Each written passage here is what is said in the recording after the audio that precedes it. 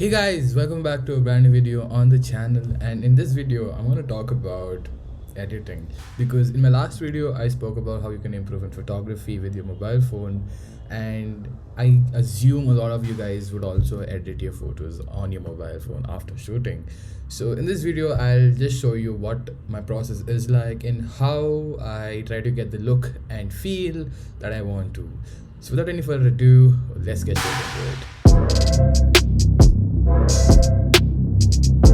So right now I'm on my mobile phone and I have this photo open. By the way, I leave this photo in the description below. You can download it and follow me along. This photo is exactly the way I shot it.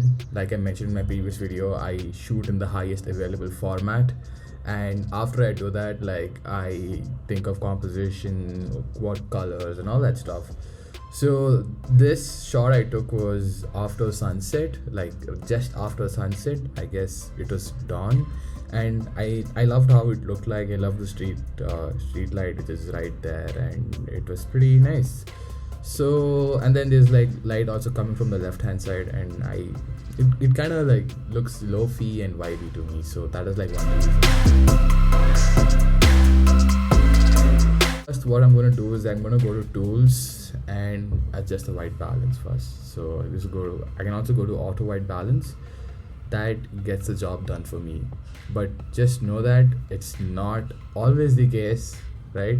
Sometimes if you don't get the auto white balance, what you can just do is take this and just move it around. Fine. And know that you select a neutral area, like a grayish area or something which is white, right? So this is kind of like a neutral area for me, at least.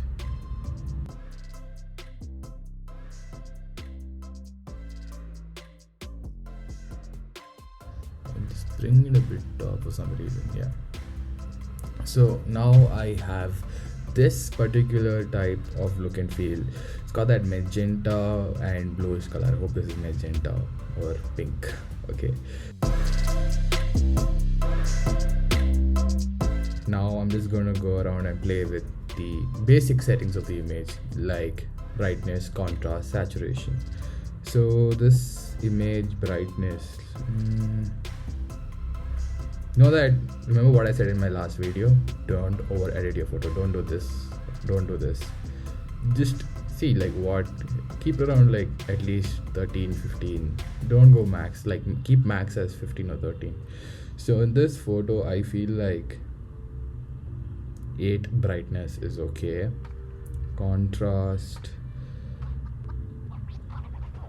yeah, I feel contrast 19 is fine.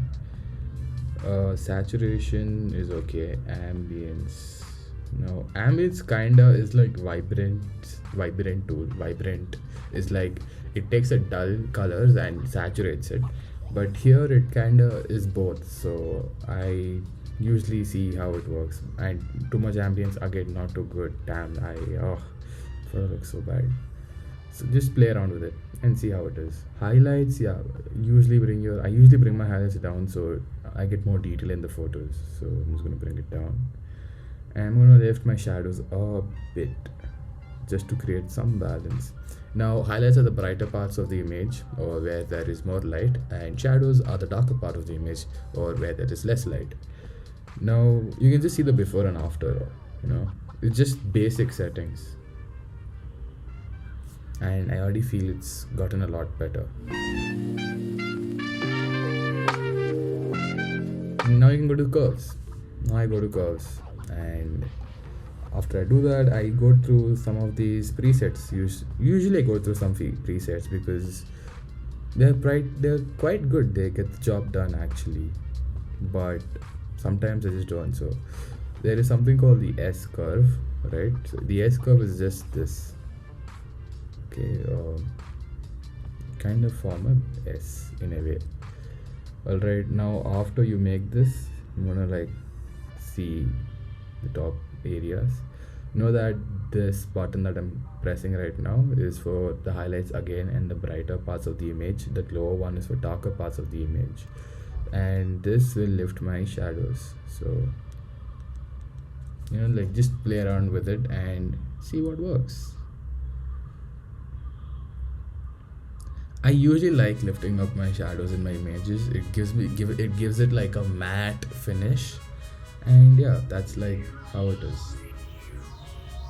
Like keep this here, and yeah, I feel this is good. Yeah, this is pretty decent.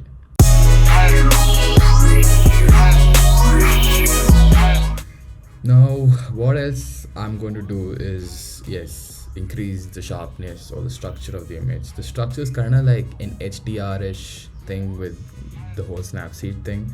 I just increase it like by 1 or 2, yeah, and then I go to sharpening, and just know that like your image is kind of already sharp. You don't want to like over sharp it. If you over sharp it, you're gonna get these white outlines. It spoils your image, so you're gonna have to like at least just know, be subtle with it. So I'm gonna like keep 11, I guess. Nah, 11 is also too much. 7, yeah, 7. Yes, 7 is pretty okay. Now I'm gonna go to the selective tool. The selective tool is basically something that you select an area. Fine. If you're a Lightroom user, you might know, Lightroom PC user, you know that we have this gradient kind of tool where we are able to like selectively get areas brightened or desaturated, or bring the contrast down or something. So basically this is how it is. I tap on the screen, select an area, and it selects that particular area. For example, this yellow area, it's selecting that itself. So any changes I made to a certain attribute, it only affects that area. For example, I get the brightness down. You see, it only affects that area. I can actually increase the radius of it or decrease. Now I don't want to get the brightness down. What I feel like getting down is kind of like the saturation, because I feel it's way too bright. I mean, way too orangish. So I'm gonna just get that a bit down, not too much, just a bit. Fine, and just increase the contrast. No, just decrease it. Just keep it a bit less. Yes, and I'm gonna increase the structure. Okay, this feels way better. This is the starting image, and this is the final image. So yes, with that being said, thank you for watching. I hope this video was helpful. This is how I edit my photos on mobile, and also sometimes I follow the same steps while editing on my laptop. And yes, if you like this video, please share. If you did not like it, let me know how I can improve. If you're new here, my name is Abhin Singh. I like filmmaking and photography, and I want to share my stories to the world. So if you're into that type of content and you like that, please subscribe. If you're in Bangalore, we can collab and make some epic stuff on YouTube.